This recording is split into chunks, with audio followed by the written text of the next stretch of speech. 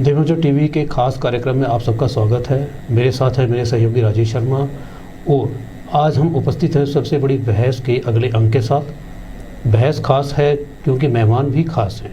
हमारे साथ हैं पूर्व मंत्री और विपक्ष के नेता श्री मुकेश अग्निहोत्री जी। अग्निहोत्री जी, आपका दिव्यांजन टीवी स्टूडियो में स्वागत है। धन्यवाद। मुकेश अग्निहोत्री जी बहुत एनर्जेटिक नेता हैं। सबसे बड़ी बात है कि ये सरकार के लिए हमेशा कोई ना कोई चुनौती पेश करते रहते हैं। आज हम जानने की कोशिश करेंगे कि इनकी ऊर्जा का राज क्या है और कौन से ऐसे राज इनके पास सरकार के हैं या किस तरह से ये पार्टी को सत्ता में वापस लाने के लिए प्रयासरत हैं। तो अग्निहोत्री जी, आपका एक बार फिर स्वागत है। सबसे पहले ये बताइए कि ये जो चुनाव पार्टी के चिन्ह पर हो रहे हैं, इसका मतलब क्या है, इसका महत्व क्या है और इसका क्या मतलब आम जनता समझती है और भविष्य क्या है? देखिए, हमने मांग की थी कि आप चुनाव जो है पार्टी चिन्ह पे करवाएं ताकि पार्टियों का मूल्यांकन हो सके। और चुनाव चिन्ह पे जब बात आई है तो पूरे प्रदेश में आज आप माहौल देख सकते हैं, तो सारा कार्डर पार्टियों का एक्टिवेट होता है। अगर कांग्रेस के लोग अपना चुनाव चिन्ह देखेंगे तो उनमें ऊर्जा ऑटोमेटिकली आती है।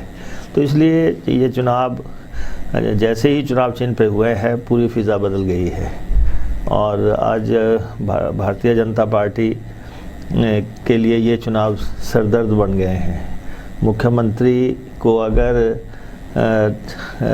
चुनावों में गली मोहल्ले में जाना पड़ गया है या दूसरी जगहों पे डिफरेंट एंगल्स लगा के वोट मांगने की कोशिश हो रही है, लेकिन विकास की और काम की बात जो है, मूल्यांकन विकास का होगा, काम का होगा कि आपने ये जो 4 जगह चुनाव हो रहा है वहाँ पर आपने क्या क्या काम किया है।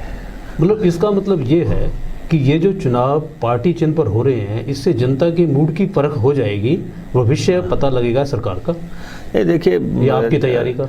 देखिए, ऐसा है कि हालांकि भारतीय जनता पार्टी के पास बहुत संसाधन है, सबसे रिचेस्ट पार्टी है और जिस तरीके से ये काम कर रहे हैं, पूरी ताकत, सारी एनर्जी और सारी सरकार, मंत्री, अधिकारी सब साथ में लगाए हुए हैं चुनाव लड़ने के लिए। इसके बावजूद अगर चुनाव सरदर्द बन गए हैं तो आप समझ सकते हैं कि आने वाले समय में जो अगला 1.5 साल है या 1.25 साल है, इसमें क्या स्थिति बनेगी। पर इसमें इसका दूसरा भी पक्ष है कि भाजपा ने 3 नगर निगम नए बनाए, जिसका श्रेय जाहिर तौर पर वो खुद ले रही है पार्टी की, हमने बनाए, हमारी सरकार ने बनाए हैं, और मुख्यमंत्री खुद चुनावों में उतरे हैं। तो कांग्रेस के पास कौन से ट्रिक हैं जो भाजपा को बैकफुट पे लाने के लिए वो इस्तेमाल करेंगे? नहीं, देखिए, ऐसा है कि निगम बनाने के बाद मुझे लगता होगा कि आज मुख्यमंत्री सोच रहे होंगे कि कहीं मेरे से फैसला गलत तो नहीं हो गया। आज जो जिस ढंग से चुनाव में हालात हो गए हैं कि मुख्यमंत्री चॉपर लेके सुबह मंडी, दोपहर को सोलन, रात को धर्मशाला, पालमपुर, हर गली कूचे में घूम रहे हैं। सवाल निगम बनाने का नहीं है, सवाल ये है कि आपने 3.5 साल में डिलीवर क्या किया है, आप प्रदेश में आपने किया क्या है, आपके वायदे क्या थे, आपका घोषणा पत्र क्या था, आपका विज़न डॉक्यूमेंट क्या कह रहा था। उन सब बातों को अब मूल्यांकन करने का समय आ गया है। जब इन्होंने कहा था कि हमारी डबल इंजन की सरकार है, ट्रिपल इंजन की सरकार है, दिल्ली में हमारी सरकार होगी, हिमाचल में हमारी सरकार होगी, हिमाचल प्रदेश को आर्थिक पैकेज मिलेंगे, हिमाचल का जो आर्थिक प्रॉब्लम्स हैं उनको हल कर दिया जाएगा, लेकिन आज आप हालात देख रहे हैं कि जयराम हिमाचल प्रदेश के पहले ऐसे मुख्यमंत्री होंगे जिनके कार्यकाल में 35,000 करोड़ से भी ज़्यादा कर्जा लिया जाएगा। हिमाचल प्रदेश के अब तक के सारे मुख्यमंत्री एक तरफ रख लो और अकेले जयराम एक तरफ रख लो, तो अभी 60,000 करोड़ का कर्जा हो गया। ईयर एंडिंग पर 70,000 करोड़ का प्रोजेक्टेड कर्जा है, और जब अगले साल फिनिशिंग करेंगे तो 85,000 करोड़ का कर्जा होगा। तो ये कहते हैं, मान लिया, इनकी बात मान लेते हैं, ये कहते हैं मुझे 45,000 करोड़ पे सरकार मिली थी। 45,000 करोड़, 85,000 करोड़ या उससे भी ज़्यादा, आप अंदाज़ा लगा सकते हैं कि इन्होंने हिमाचल प्रदेश को आर्थिक दिवालियापन की तरफ धकेल दिया, बैंक्रप्सी की तरफ जा रहे हैं हम। अब ये कहते हैं जी दिल्ली की सरकार है, हिमाचल की सरकार है, फिर नड्डा जी को ये तीसरा इंजन बोलते हैं कि वो राष्ट्रीय अध्यक्ष हैं, तो वो उनको भी साथ में लेके, लेकिन स्थितियां बद से बदतर होती जा रही हैं। और उसमें मुकेश जी आपको नहीं लगता कि आपकी पूर्व सरकारों का, क्योंकि कांग्रेस ने तो प्रदेश में ज़्यादा शासन किया है, पूर्व सरकारों का ज़्यादा रोल है, ज़्यादा भूमिका है, क्योंकि वो ऐसे संसाधन जुटाने की उन्होंने कोशिश ही नहीं की। नहीं, ऐसा नहीं, संसाधन नहीं, हिमाचल प्रदेश में सरकार बहुत विकास हुआ। आज का हिमाचल जो है, आज 50वां साल चल रहा है। डॉक्टर वाई.एस. परमार ने हिमाचल के बढ़ने की लड़ाई लड़ी। इंदिरा जी ने हिमाचल प्रदेश की 1971 में घोषणा की रिज मैदान पे आके, और जब उन्होंने जब हिमाचल उनको मिला था तो उस समय का क्या बजट था और क्या स्थितियां थी, क्या सड़कों की स्थितियां थी, क्या स्कूल थे। और लेकिन आज 50 साल के बाद हिमाचल प्रदेश में अगर विकास जो है, निरंतर विकास हुआ, और वो विजिबल है, वो दिख भी रहा है। लेकिन एक दौर बीच में 5 साल का ऐसा आ गया है जो पूरी तरह जो है ब्लैंक ही चले जाएगा, जिस दौरान अब ये कहते रहेंगे कि ये कोविड आ गया, कोविड के बहाने आप जो है पूरा, आपकी तो आंसर शीट ही खाली है। अब ये बताइए कि ये जो नगर निगम है, इनको बनाने का फैसला कितना वाजिब था, कितना सही था? क्या प्रदेश, छोटे से प्रदेश में 5 नगर निगम होने चाहिए? और ये नगर निगम क्या उस क्षेत्र का उचित प्रतिनिधित्व कर रहे हैं उस स्थिति में जब मेयर और डिप्टी मेयर का जो चुनाव है वो सीधे जनता नहीं करेगी? अब भी वो पार्षदों से मेयर या डिप्टी मेयर चुने जाएंगे। आपको नहीं लगता है कि लोकतंत्र में ये एक कुव्यवस्था है? नहीं, देखिए, इस समय चुनाव चल रहे हैं। मैं इस वाद विवाद में इस समय नहीं पड़ना चाहता कि जिससे कि चुनाव पे कोई इसका असर होता हो कि कितना वाजिब है या कितना नहीं। क्योंकि अब तो ये है कि निगम बने हैं और उनके लिए चुनाव हो रहे हैं, और चुनाव हो रहे हैं। लेकिन इन चारों स्टेशंस पे, चाहे वो धर्मशाला है, धर्मशाला, पालमपुर, अभी मैं पालमपुर में भी था और धर्मशाला में भी था, कांगड़ा में भाजपा को भारी भरकम झटका लगने वाला है, और यहाँ से ये उल्टी गिनती शुरू होने वाली है। आप देखें, पालमपुर में आपने सिटिंग नगर परिषद की अध्यक्ष का जो है नॉमिनेशन रद्द कर दिया, आपने एक और नॉमिनेशन रद्द कर दिया। आप जो है अफसरशाही का सहारा लेके चुनाव लड़ने की कोशिश कर रहे हैं। ये लोकतंत्र की मूल भावना के खिलाफ है कि किस ढंग से आप लोगों को चुनाव लड़ने से रोक रहे हैं। आप ये सोचते हैं कि अगर हम इसका, जबकि इसका पूरी तरह उल्टा असर हो गया है। मुझे एक चीज़ बताइए कि आपने बात की कि 2-3 नामांकन रद्द हुए। आपको नहीं लगता कि एक जनप्रतिनिधि किसी अवैध कब्जे में शामिल हो? एक लैंडलेस अगर कोई अब कब्जा कर लेता है सरकारी भूमि पर, साम्राज्य पे, तो वाजिब बात बनती है, सरकार उस पर देखती भी है। पर एक जनप्रतिनिधि, और वो भी बहुत अच्छे घरों से हों, अगर वैसे लोगों के पास अवैध कब्जे हों और उस आधार पर नामांकन रद्द होते हैं तो नहीं, देखिए, नामांकन ये लगभग जो एफिडेविट्स लिए थे ये लाखों लोगों के लिए हुए हैं, लाखों लोगों के लिए हुए। अभी पंचायतों के भी इलेक्शन होकर रहे, ये एक हथियार के तरह इस्तेमाल नहीं होने चाहिए।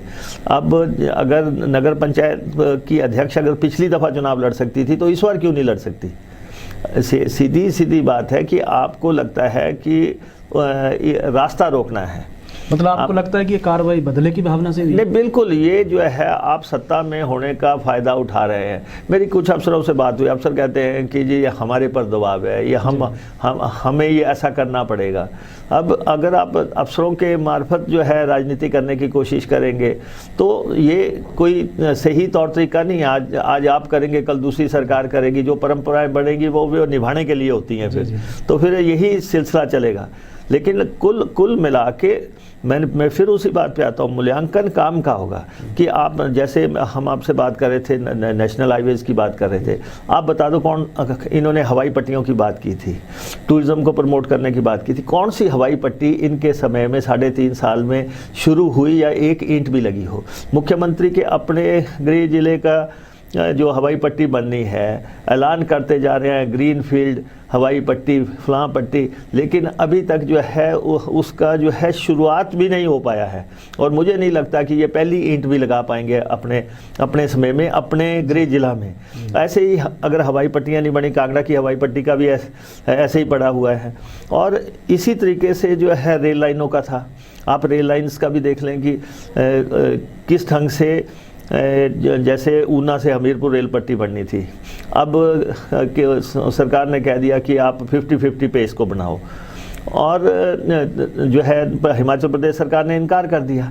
कोई रेल लाइन नहीं बन रही, कोई हवाई पट्टी नहीं बन रही, कोई नेशनल हाईवे नहीं बन रहा, कोई 4 लेन नहीं बन रही है। 4 लेन वाले आप नूरपुर का आप देख रहे हैं कि किस ढंग से मामला उठा हुआ है। हमारी बहस शायद दूसरी दिशा में चल पड़ी है। मैं फिर यहीं आ रहा हूँ कि आप नेता प्रतिपक्ष हैं, जाहिर तौर पर सत्ता पक्ष के निशाने पे सबसे ज़्यादा आप ही रहते हैं। विधानसभा के बजट सत्र में जो हुआ वो क्या कहेंगे आप? क्योंकि उंगलियां आप पे उठी कि राज्यपाल के साथ बदसलूकी हुई, पहली बार शायद हिमाचल के इतिहास में ये हुआ है। अब संसदीय परंपराएं भी टूटने के आरोप नहीं, संसदीय परंपराएं टूटने के आरोप हमारे पे नहीं है। हाँ, आप देखिए कि चौथा बजट सत्र आ रहा है, गवर्नर विधानसभा में आ रहे हैं, और गवर्नर विधानसभा में जो गवर्नर एड्रेस है उसको पूरा पढ़ नहीं रहे हैं। 58 पेज का वो दस्तावेज है, 4 पेज पढ़ के जो है धन्यवाद किया जा रहा है। कितना नीरस डॉक्यूमेंट रहा होगा जिसको गवर्नर नहीं पढ़ सकते हैं, उसको हिमाचल प्रदेश की जनता क्या पढ़ेगी? लेकिन ये है, हमने तो बड़े अदब से गवर्नर साहब से यही कहा कि आप जो है इस डॉक्यूमेंट को पढ़े जिस पे बहस होनी है। पूरा डॉक्यूमेंट विधानसभा में रखें, अगर आप रखेंगे नहीं तो इस पे बहस क्या होगी? उसके बाद गवर्नर साहब चाय पीने के लिए चले गए और हम बाहर जो है अपना प्रदर्शन कर रहे थे। ये तो सरकार के लोग आए, मुख्यमंत्री भी उसमें थे, उसमें बाकी लोग भी थे, इनके मंत्री थे, इन लोगों ने आके पुलिस के साथ आके जो है धक्का मुक्की शुरू कर दी। आप बताएं कि अगर विपक्ष बाहर प्रदर्शन कर रहा है तो आपको किसने अधिकार दिया कि आप विपक्ष के बीच में आके घुस जाओ और वहाँ पे उनको धक्के देने शुरू कर दो? और ये हमारे ऊपर FIRs दर्ज कर रहे हैं। आप कह रहे हैं कि उंगलियां उठ रही हैं। क्या आपको ये नहीं लगता कि विधानसभा के उस परिसर के अंदर क्या MLAs के खिलाफ FIRs करनी चाहिए? वो जगह ही MLAs की है, वहाँ MLAs को बात अपनी रखनी है, लेकिन आप FIRs कर रहे हैं, फिर आप उसके बाद जो है उनको बाहर निकाल रहे हैं। आज कोई हम नए नहीं आए हैं, हम भी 20 साल से उसी आसन को देख रहे हैं, वहाँ पे अंदर बैठे हुए हैं। हमने तो 20 साल ऊपर से भी विधानसभा देखी है, हमने आसन से भी देखी है, हर तरफ से विधानसभा को चारों तरफ से हम देख चुके हैं कि विधानसभा की क्या गरिमा है। लड़ने वाले हम हैं नहीं।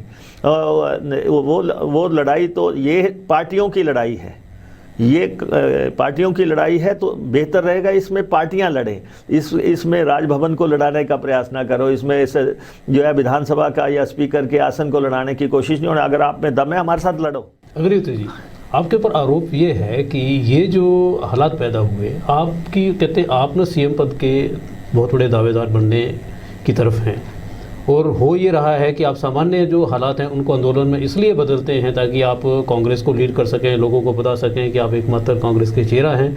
और इसलिए पर विपक्ष और भाजपा ये कहती है, विपक्ष नहीं भाजपा ये कहती है, सरकार ये कहती है कि आप उस दिशा में तो प्रयास कर रहे हैं, पर आप अपना संगठन और अपने जो विपक्ष की हालत है उसको नहीं देख रहे। विपक्ष छितरा हुआ है और संगठन कमज़ोर है, तो इन हालात से तो कोई भी पार्टी आगे नहीं बढ़ सकती। नहीं, देखिए ऐसा है कि संगठन मेरे पास नहीं है। संगठन का जो बात करनी है वो पार्टी अध्यक्ष करेंगे।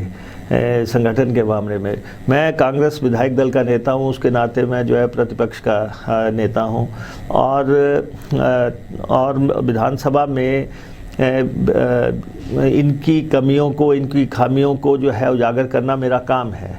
मुझे जो जिम्मेवारी मिली है, अगर मैं उनको नहीं उठाऊंगा तो मैं प्रदेशवासियों ने जो मुझे जिम्मा दिया है तो मैं उसको अगर सार्थक तौर पे निभाऊंगा नहीं तो कैसे बात चलेगी। जो भी, अगर मैं ये कहता हूँ कि आप कर्जा क्यों ले रहे हैं तो ये नाराज़ हो जाते हैं। अगर मैं कहता हूँ कि आपने जो है फजूल खर्ची कर रहे हैं तब ये नाराज़ हो जाते हैं। जब हम कहते हैं रिसोर्स मोबिलाइजेशन नहीं हो रही है तब ये नाराज़ हो जाते हैं। इन्होंने बजट के फॉर्मेशन में सारे फर्जी रिसोर्स दिखा दिए। इन्होंने कहा फॉरेन फंडिंग आएगी।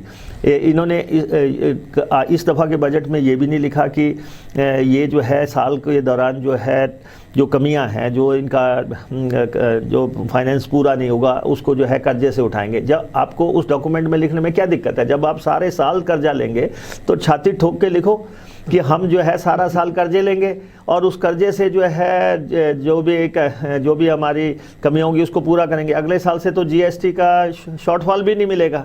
अगले साल जब जीएसटी का पैसा नहीं मिलेगा स्थिति और बदतर हो जाएगी। और मैं आपको ये कह दूं कि देखो, जब सरकारें असंतुलित तौर पे विकास करती हैं, आज पानी का पैसा जो है 2 कॉन्स्टिट्यूंसियों में चला गया। दिल्ली में है हम 2 और हिमाचल में आगे आगे हमारे 2।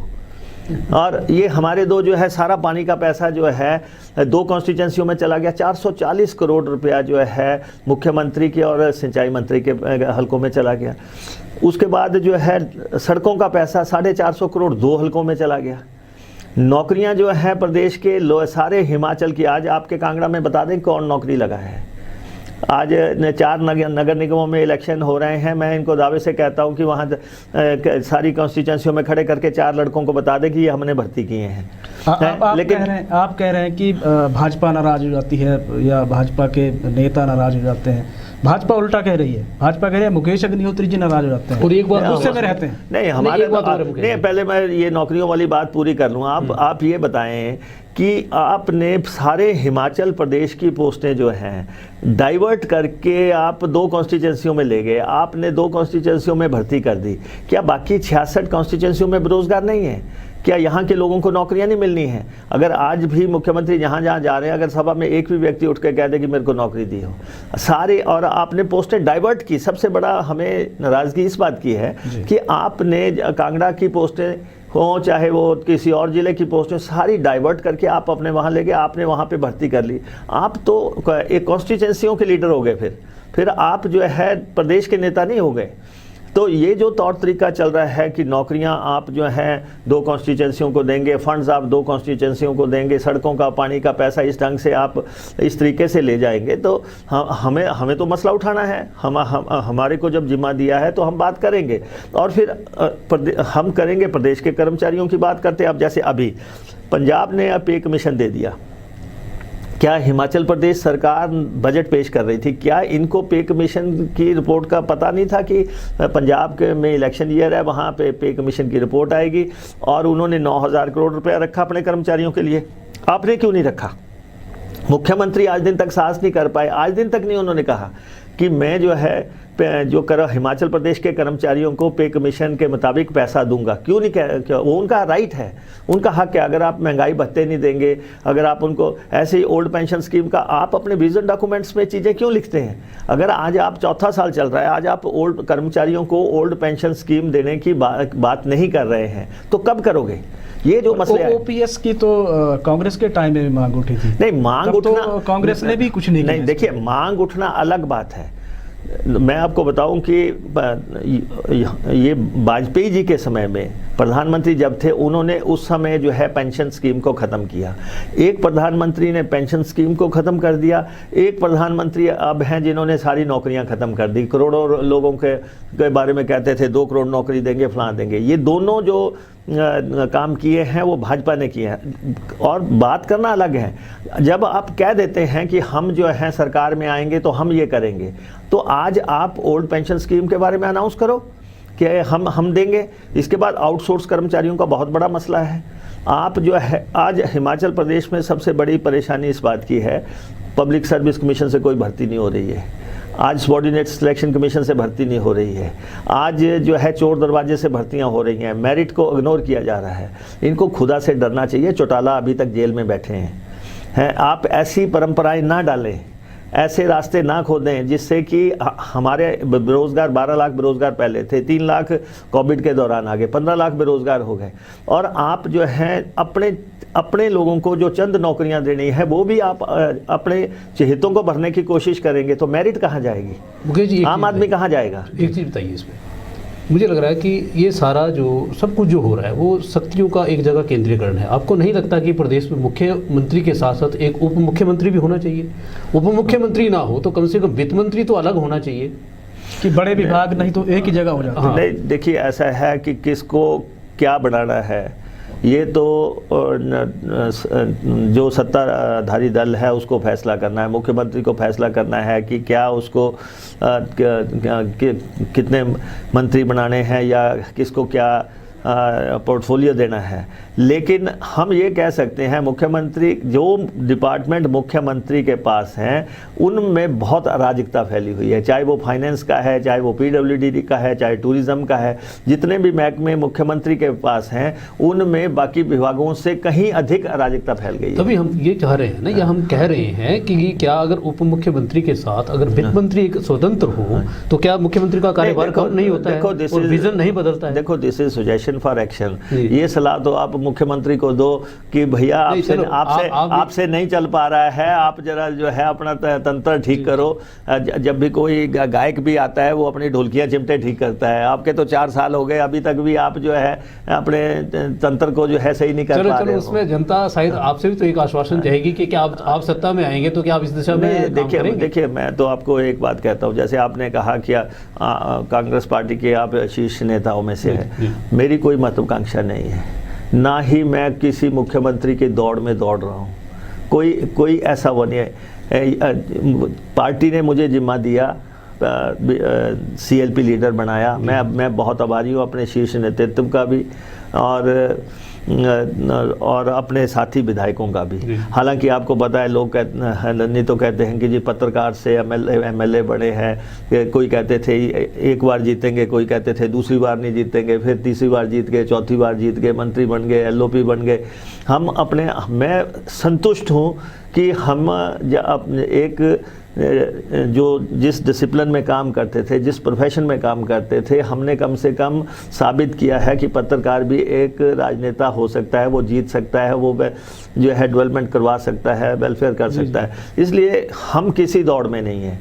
हाँ, आप बोल रहे हैं आप दौड़ में नहीं है, लेकिन एक चीज़ तो आपको माननी पड़ेगी कि आप कांग्रेस का एक चेहरा तो है। वीरभद्र सिंह अभी स्वस्थ नहीं है पूरी तरह, उनको उम्र भी शायद उनकी अलाउ नहीं कर रही कि इतनी दौड़ भाग करें। उसके बाद आप आते हैं, एक धड़ा चाहता है कि मुकेश अग्निहोत्री जी को मुख्यमंत्री के रूप में लिया जाए, पर दूसरा धड़ा चाहता है कि बाली जी को लिया जाए, तीसरा धड़ा चाहता है कि सुक्खू जी आए, चौथा जो धड़ा है वो सुधीर की पैरवी कर रहा है। तो कहीं ना कहीं कांग्रेस ऐसा है कि एक दिशा में नहीं है सारे। नहीं, देखिए किसी के चाहने से कोई मुख्यमंत्री नहीं बनता। अगर आप कहें कि चाहत से फैसले होते हैं, ऐसा नहीं है। पार्टी को पावर में लाना सबसे बड़ी चुनौती है और ये हम सब मिलके पार्टी को पावर में लाएंगे। ये जब हम किसी राजनीतिक पार्टी में जब हम काम कर रहे हैं, सबकी अपनी अपनी भूमिका है। कांग्रेस पार्टी में वरिष्ठ है, वीरभद्र सिंह जी का तो खैर वो तो युग पुरुष हैं, जिन्होंने 60 साल की राजनीति की है। अखंड राजयोग उनमें रहा है कि वो 1962 में सांसद बने थे, वो उसके बाद आज दिन तक किसी ना किसी हाउस में हैं। कभी विपक्ष के नेता बन गए, कभी 6 दफ़ा मुख्यमंत्री बन गए, केंद्रीय मंत्री बन गए, पार्टी प्रधान बन गए, आज भी वो MLA हैं। उनका तो खैर मुकाबला मुझे नहीं लगता कि आने वाले समय में कभी भी कोई हो सकता। वो तो हमारे मार्गदर्शक हैं, हमें राजनीति में लाने वाले लोग हैं और हम उनका सम्मान करते हैं। मैं तो अपने को बहुत भाग्यशाली मानता हूँ। मैं उस हाउस में लीडर ऑफ अपोजिशन हूँ जहाँ वीरभद्र सिंह बैठ रहे हैं मेरे साथ।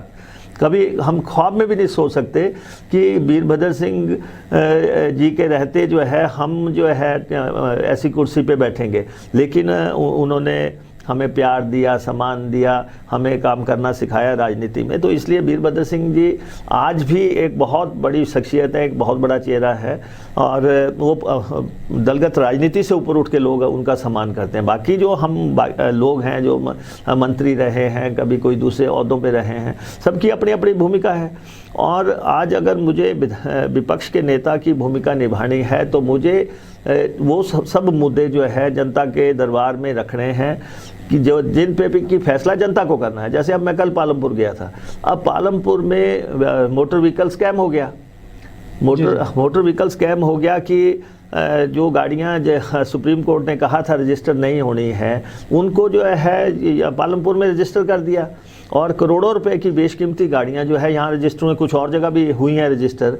अगर वो रजिस्टर हुई हैं तो किसी की मिलीभगत से हुई हैं, अफसरों की मिलीभगत से हुई हैं, कुछ दलाल हैं, कुछ लोगों ने घूसखोरी खाई है।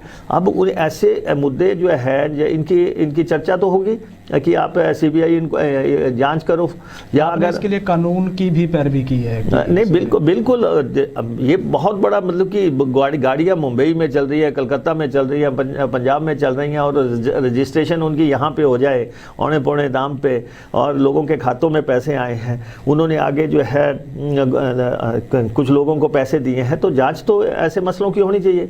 अगर भारतीय जनता पार्टी के सांसद दिल्ली में आत्महत्या कर लेते हैं, वो मंडी जैसे बहुत बड़े इलाके के सांसद थे, अगर हम उसमें कहते हैं कि इसकी जांच हो तो ये हमारा जिम्मा है। हिमाचल प्रदेश में कोविड काल में 1100 लोगों ने आत्महत्याएं की है।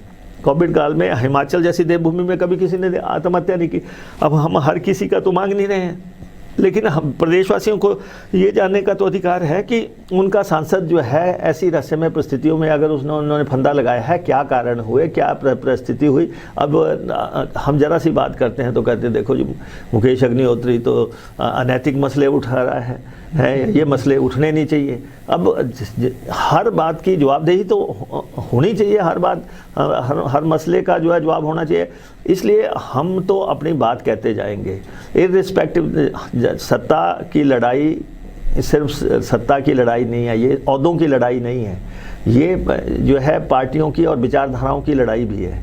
और हमारी नीतियाँ क्या है, हमारे कार्यक्रम क्या है, हम उस दिशा में काम करते रहेंगे। अब अगर हम इनको कहते हैं, ये हमेशा से कहते थे कि हम सत्ता में आएंगे तो जितने भी लोग जिनके पेरेंट्स की डेथ हुई है अपने नौकरी काल में, हम उनको नौकरी देंगे। आज 5000 लोग ऐसे हैं जिनको जो है नौकरी नहीं मिल रही है। अब हमें बात तो उठानी है। अब इन्होंने कहा था कॉन्ट्रैक्ट जो है कर्मचारी का 3 से 2 साल किया जाएगा, अब इन्होंने नोटिफिकेशन जारी कर दी कि 3 साल वालों को जो है अब नियमित किया जाएगा। भाई आपने कहा था कि 2 साल हम करेंगे, 6 से 5, 5 से 3 वीरभद्र सिंह जी कर गए। आपने जो कहा आप क्यों नहीं कर रहे हैं? तो ये मसले हमें जो इन्होंने कहा हमें याद तो दिलाना पड़ेगा कि आपने क्या क्या कहा था। वो सारी बातें हम याद करें। पुलिस वालों की बात थी कि उनको जो है रेगुलर स्केल जो है अगर बाकियों को 3 पे मिल रहा है तो उनको भी मिलना चाहिए। अब पेंशन की बात है, इस बजट के दौरान आपने एक भी आदमी की पेंशन नहीं बढ़ाई।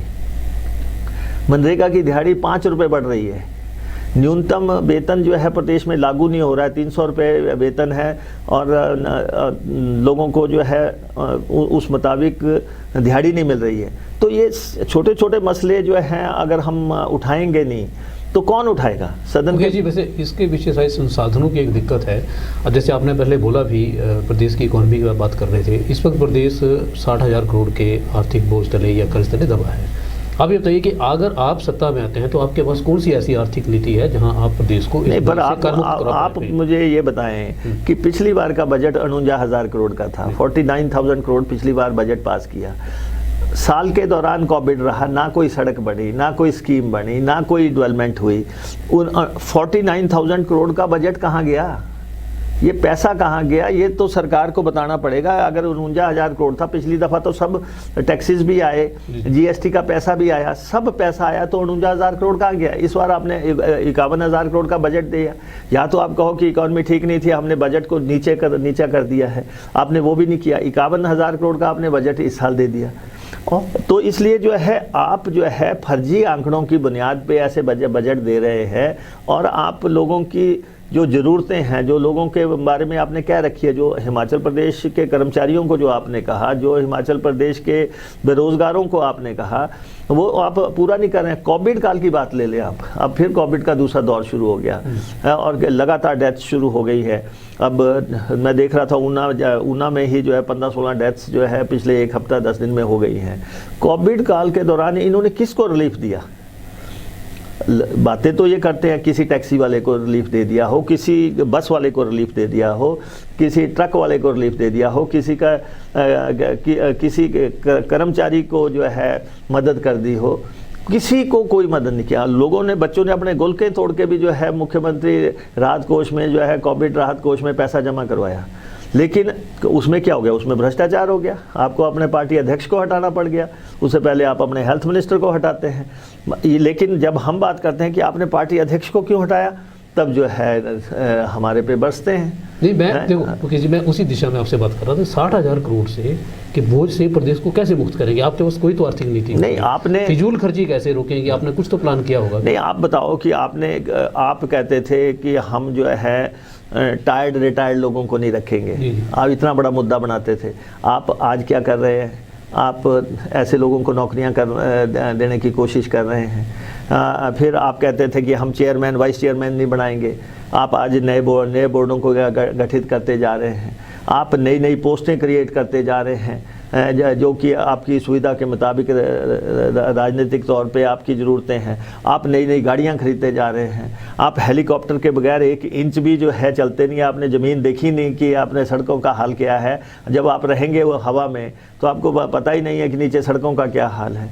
लेकिन आप कोई ऐसी जगह बता दें जहां आपको लगा हो कि यार विकास का एक बहुत बड़ा मरहला इन्होंने कायम कर दिया, एक बहुत बड़ा गगनचुंबी जो है विकास जो है यहाँ पे नज़र आ रहा है। ये जो है कोरी घोषणा करते रहना, एक जगह पे 50-50 पत्थर लगा देना, वहाँ पे बैठे दिल बहलाने के लिए गालिब ख्याल अच्छा है कि आप करते रहो कि हमने ये भी कर दिया, फलां भी कर दिया, कहीं ज़मीन पे है कुछ नज़र नहीं आ रहा है। तो इसलिए जो है अब दुहाई आप दे रहे हैं कि पिछला साल भी कोविड में निकल गया, अगला साल भी कोविड में निकल गया। 1000 से ऊपर डेथ्स कोविड के दौरान हो गई हैं और 1000 से ऊपर जो है आत्महत्याएँ हो गई हैं। आत्महत्याओं का आपने मूल्यांकन नहीं किया कि भाई लोग आत्महत्या क्यों कर रहे हैं, क्यों हिमाचल के प्रदेश के लोग जो है पंखे से झूल रहे हैं। लॉ एंड ऑर्डर की स्थिति आप देख लें, कल ऊना में गोली चल गई और उससे पहले कुछ दिन पहले जो है शराब कारोबारी के वहाँ पे के परिसर में गोलियाँ चल गई। सारा जो है लगातार कानून व्यवस्था आपकी बिगड़ रही है। अगर आप कानून के आंकड़े लें, आप रेप देखें, आप दूसरी घटनाक्रम देखें, आप देखें कि कहाँ प्रदेश कहाँ जा रहा है। लेकिन इसका मतलब जो केंद्रीय एजेंसियों ने या फिर कुछ संस्थाओं ने प्रदेश को पिछले दिनों सम्मानित किया, कहीं मनरेगा में मिले, कहीं पंचायती राज में मिले, कुछ पॉलिसी इम्प्लीमेंटेशन में मिले, तो वो सब क्या थे? वो जो पुरस्कार थे वो देखो मनरेगा संसार की सबसे बड़ी योजना है। ये मनमोहन सिंह जी दे गए। ये हमें मेरे देश को उनका आभारी होना चाहिए। हालांकि प्रधानमंत्री जी ने भी इसकी आलोचना की और उनको लगता था कि मैं आऊँगा तो मैं मनरेगा को हटा दूंगा, लेकिन आने पे उनको पता लगा कि मनरेगा बंद नहीं की जा सकती है। 12-15 करोड़ लोग इससे जुड़े हुए हैं और आज 1 करोड़ 10 लाख बजट जो था 70,000 करोड़ पे आ गया। 40,000 करोड़ रुपया मनरेगा के बजट में कमी की है। आज सरकार घोषणाएं तो ऐसे करती है कि 5 काम बताएं, पंचायतें 5 काम बताएं। अब 5 काम बताएं भाई, करेंगे कहाँ से? मनरेगा का बजट नरेगा से करेंगे ना। नरेगा का बजट तो आपने 40,000 करोड़ नीचे आ गया, आपको कितना पैसा आएगा? आप लच्छेदार स्कीमों के नाम रखते जा रहे हैं। हर बार नई राहें, नई मंजिलें, हर बजट में आप शेरो शायरी करते रहे, नई घोषणाएं करते रहे, बेरोजगारी को लेकर योजनाएं देते रहे। उनमें से इम्प्लीमेंटेशन कितनी है? उनमें से जो आपने योजनाएं बनाई हैं मैं तो ये कहता हूँ कि जयराम सरकार जो है, जो इन्होंने पिछले 4 साल में जो 100 के आसपास योजनाओं की घोषणा की है बजटों में, उसका श्वेत पत्र जारी कर दें, उनका स्टेटस जारी कर दें कि ये हमने पहले बजट में की थी, इस पे इतना बजट रखा था और इसमें कितने लोगों को मिला, कितना काम उन योजनाओं में हुआ। आज महंगाई को लेके आप देखो क्या हाल हो गया है। आज भाजपा के लोग चाहते हैं महंगाई की बात ना की जाए। आज नगर निगम के चुनाव हो रहे हैं, सबसे बड़ा मसला महंगाई है। आप पेट्रोल 100 रुपये लीटर हो रहा है, डीजल 90 रुपये लीटर हो रहा है, और 3,000 करोड़ रुपया सरकार ने पेट्रोल और डीजल पे जो है टैक्स लगा के हासिल किया पिछले 3 साल के दौरान। ये सरकारी आंकड़ा है जो विधानसभा में उन्होंने पेश किया है। और उसके बाद गैस का सिलेंडर 1 मुफ्त देते हैं, वो भी किसी को जिसको मिलता होगा। उसके बाद 11 सिलेंडर जो है आप डबल कीमत पे दे रहे हैं। 1 सिलेंडर मुफ्त देने के बाद जो 400 रुपये का सिलेंडर है, अब 900 950 का सिलेंडर लोगों को जा रहा है। तो लोगों की हालत जो है लोग करा रहे हैं। और अब ये चर्चा होनी शुरू हो गई है। बिजली का बिल जो है आप अपना देख लेना, जो आपके घरों में आ रहा है कि कितना भारी भरकम बिल आ रहा है, और लोगों की पहुंच से बाहर हो गया। पहले 2 महीने का बिल आता था, अब 1 महीने का आना शुरू हो गया, ताकि लोगों को लगे कि नहीं कम आ रहा है। जबकि ये तो सिर्फ एक झांसा देने की बात है। 2 महीने का बिल आप क्लब करेंगे तो आपको लगेगा कि ये हो क्या गया है। बिजली हिमाचल बनाता है, हिमाचल में सबसे महंगी बिजली हो गई। सीमेंट हिमाचल बनाता है, सीमेंट सबसे महंगा, और 150 पौने 200 रुपया बोरी बढ़ गई इनके समय में सीमेंट की। आपका ये मानना है कि प्रदेश सरकार ने पिछले 3.5 साल में काम अनियंत्रित हो गई है, अभी विजन नहीं है। विकास की मतलब जो स्थिति है या दशा वो स्थिर है, वो शून्य है। देखिए ऐसा है, ये अब बात करें तो दूर जाती है, बात निकलेगी तो दूर तलक जाएगी। ये टाइम काट रहे हैं, ये समय को धक्का दे रहे हैं। ऐसे ही आप हवा में तीर छोड़ते जा रहे हैं। ये बहुत बड़ा जो है इन 3-4 साल के दौरान जिस तरीके से प्रशासन चलाया गया है, और चंद लोग जो है सत्ता को भोग रहे हैं, चंद लोग हैं।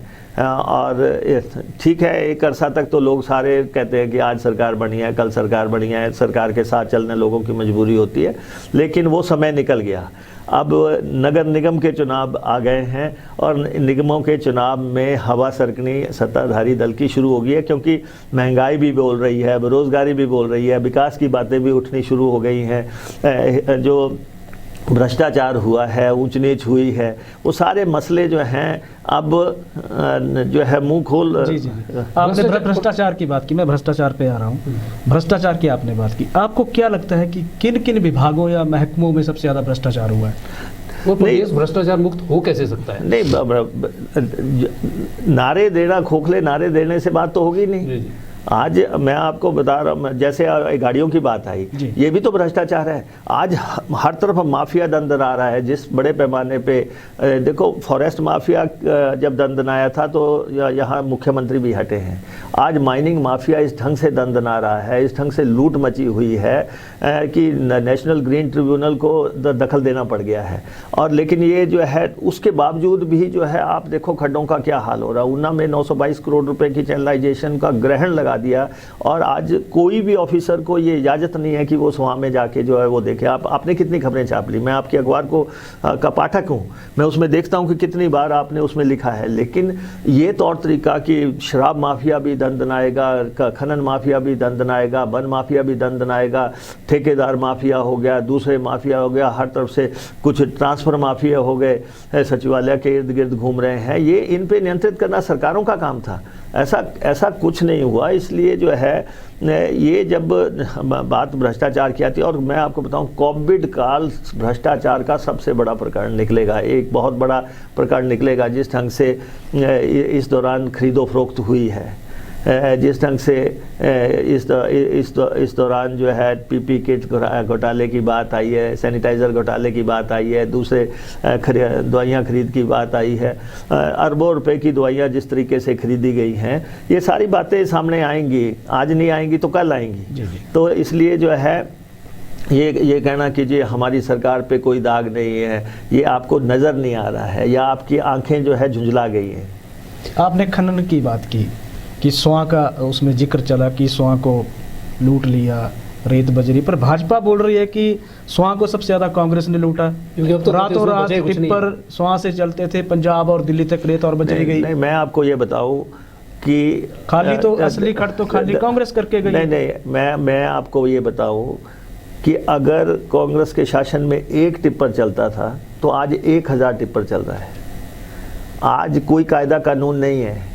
आज वहाँ पे ना कोई बुर्जी लगी है, ना कोई, आप देखें 20-20 फुट तक नीचे हैं। कभी पोक लाइन अंदर एंटर नहीं हुई थी, कभी जो है जेसीबीज एंटर नहीं हुई थी।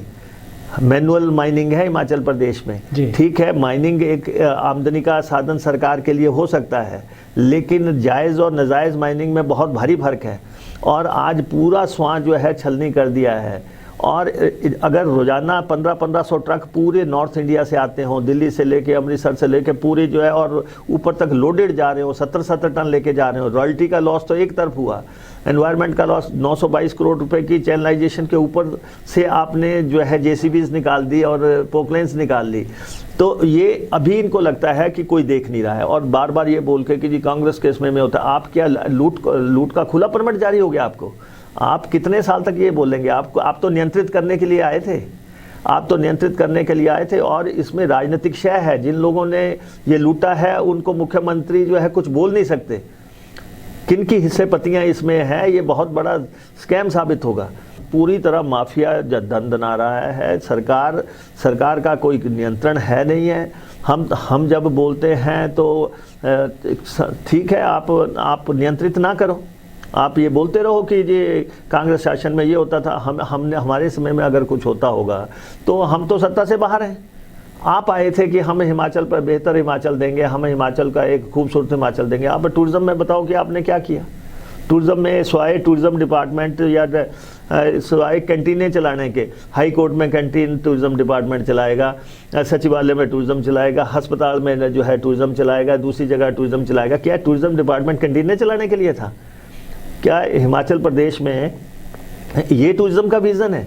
आज पूरी तरह जो है पर्यटन की दृष्टि से बता देना कि इन्होंने क्या विज़न लिया था, क्या कहाँ पे इन्होंने रोपवेज लगा दिए, कहाँ पे इन्होंने नगरियाँ बसा दी, कहाँ पे क्या सोच लेके आए थे। तो इसलिए हमें तो बात करनी है, रखनी है। जो आपने वायदे किए थे, जो आपने लोगों से विश्वासघात किया, फ्रेब किया, उसकी बात तो होती रहेगी और हर महकमे में होती रहेगी।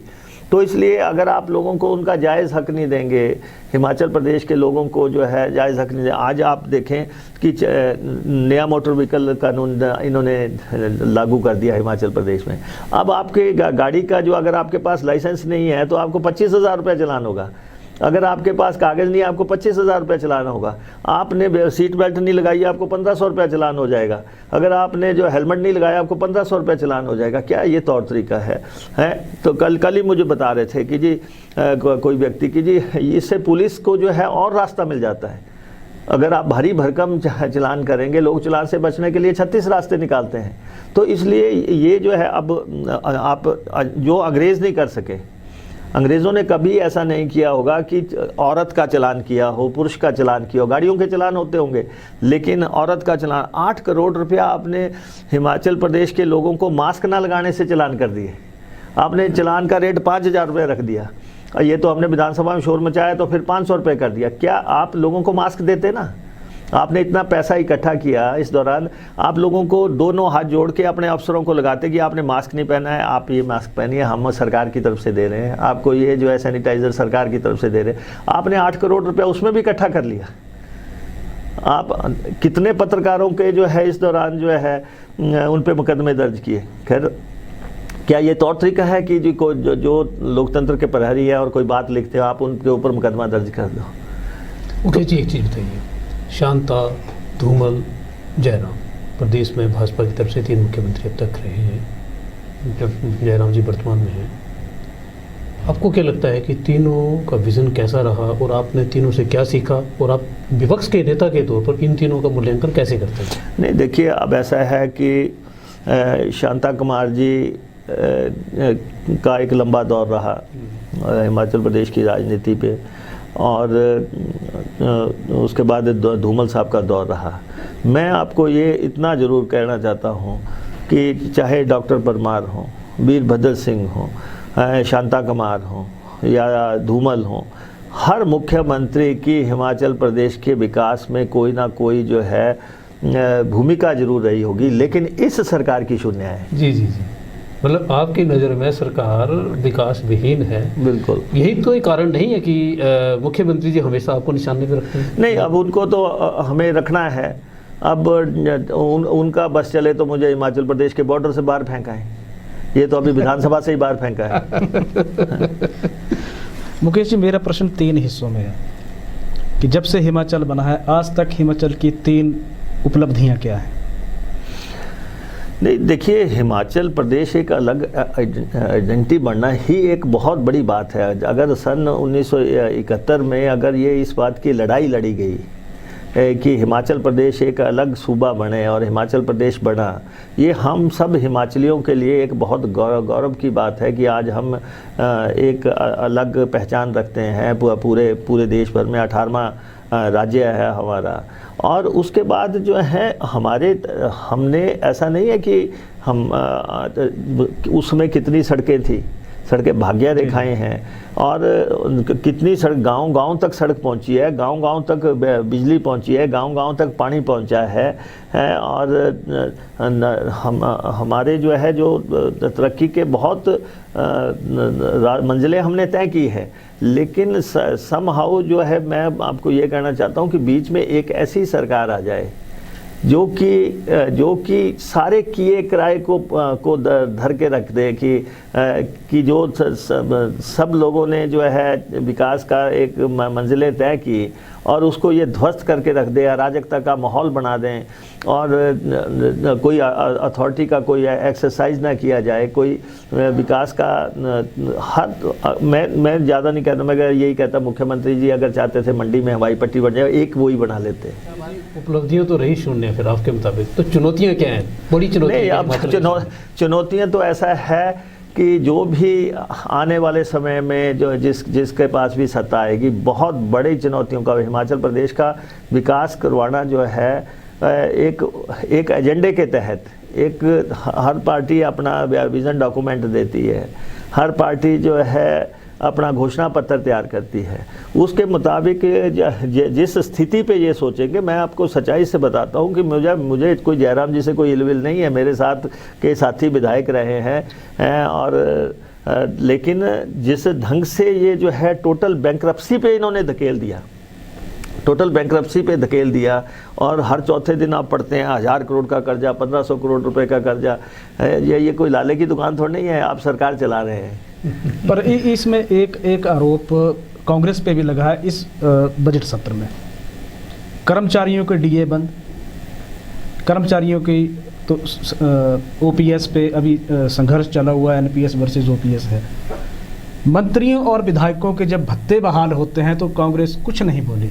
ये कर्मचारियों का सीधा सा सारे नेता क्या वहाँ एक सारे नेता इकट्ठे हो गए, एक साथ हो गए? नहीं, देखिए, हम तो कह रहे हैं कि कर्मचारियों को उनके जायज़ हक दिए जाने चाहिए।